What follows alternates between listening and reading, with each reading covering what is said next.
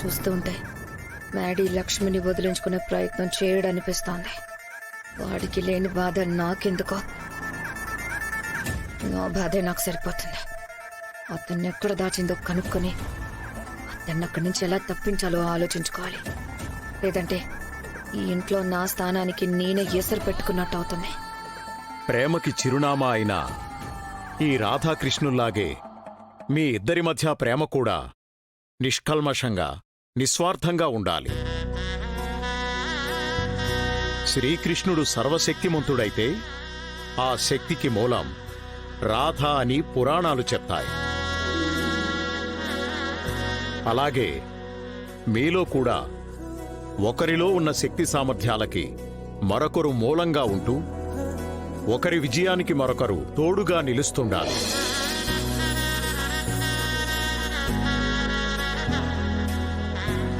అన్ని విషయాల్లోనూ రాధాకృష్ణుల్ని ఆదర్శంగా తీసుకోండి. కానీ అసలు విషయంలో మాత్రం ఆదర్శంగా తీసుకోకండి.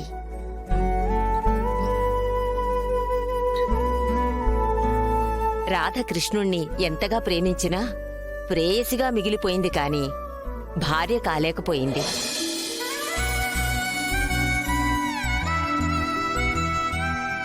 రాధాకృష్ణుడికి భార్య అయితే ఆ ప్రేమబంధం ఎంత గొప్పగా ఉండేదో మీరు భార్యాభర్తలుగా చూపించండి. అలాగే అమ్మగారు. ఏం మధుసూదన్, శ్రీలక్ష్మి చెప్పిన మాట నువ్వు చెప్పవే? ఇప్పుడు కాదు కూడదు అంటే మళ్ళీ క్లాస్ తీసుకుంటారు. సరే అనేస్తే పోతుంది. సరే నానమ్మా. సరే సరే, ఎప్పుడు తిన్నారో ఏంటో వెళ్ళి స్నానాలు చేసిరండి, భోజనం వడ్డిస్తాను. వెళ్ళండి.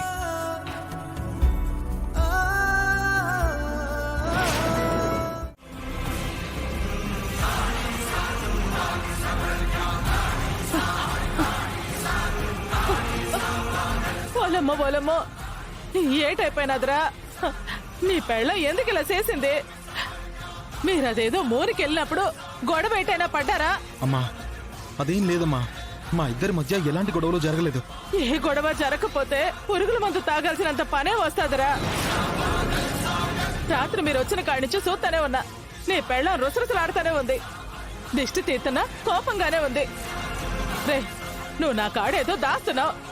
మీ మధ్య ఏ గొడవ లేదని నా మీద ఒట్టే చెప్పరా. ఏంటమ్మా ఇది? ఏంటమ్మా మీ గొడవ? కాస్త సైలెంట్ గా ఉండండి.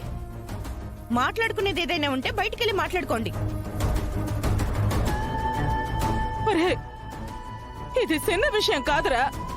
నీ పెళ్ళానికి ఏటైనా అయితే వాళ్ళు మనల్ని ఊరికే ఒక్కేరు చంపేస్తారా. నా దగ్గర ఏమి దాయకుండా నిజం చెప్పరా. నా కాళ్ళు చేతులు ఆటలేదురా గోపి. చెప్పరా నాయనా, చెప్పరా. డివోర్స్ గురించి మా ఇద్దరి మధ్య జరుగుతున్న గొడవ గురించి చెప్తే అమ్మ తట్టుకోలేదు. ఆ భగవంతుడా, విషయం గురించి చెప్పకుండా ఉండడమే మంచిది. చెప్పరా గోపి. అమ్మా, మా ఇద్దరి మధ్య గొడవేం అవ్వలేదు.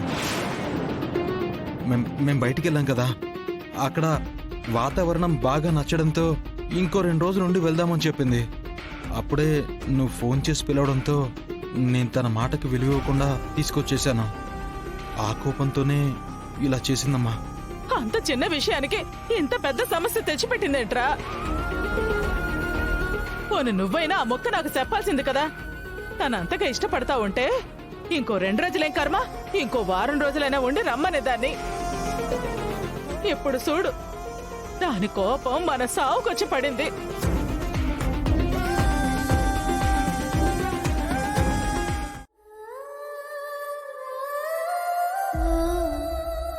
ఈ పేషెంట్ గురించి ఇంకా భయపడాల్సిన అవసరం లేదమ్మా. రేపు ఆపరేషన్ చేస్తారు, తొందరగానే కోలుకుంటారని డాక్టర్ గారు చెప్పారు. ఇతను కోలుకోగానే ఇతనెవరు, ఇతని కుటుంబ సభ్యులెవరు, ఇతని దేవురు అనే వివరాలు కనుక్కుని ముందు తన వాళ్లకి అప్పగించాలి నర్సమ్మ. అప్పుడే నాకు మనశ్శాంతిగా ఉంటుంది, నా బాధ్యత కూడా తీరిపోతుంది.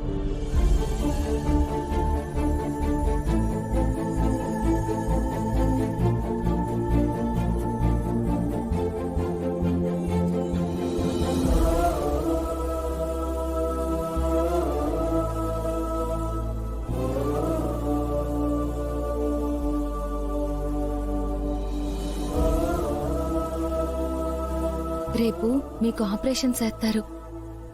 ఆ తర్వాత మీరు కళ్ళు తెరుస్తారు. మీరు కళ్ళు తెరిసిన రోజే నాను మిమ్మల్ని మీ వాళ్ళకి అప్పగిస్తాను.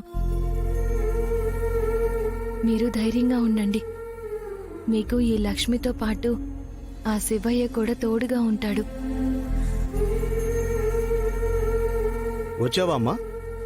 ఉమ్, పేషెంట్కి రేపు ఆపరేషన్ చేయబోతున్నాం.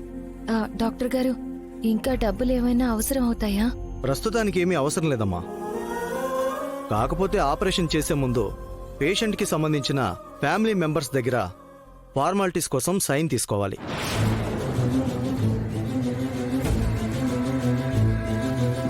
ఇప్పుడు వాళ్ళెవరో తెలియదు కాబట్టి, అతన్ని చూసుకుంటుంది నువ్వే కాబట్టి ఆ సైన్ నువ్వే చేయాలి.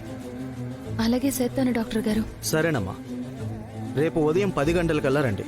అలాగే డాక్టర్, వస్తాను. ఉమ్.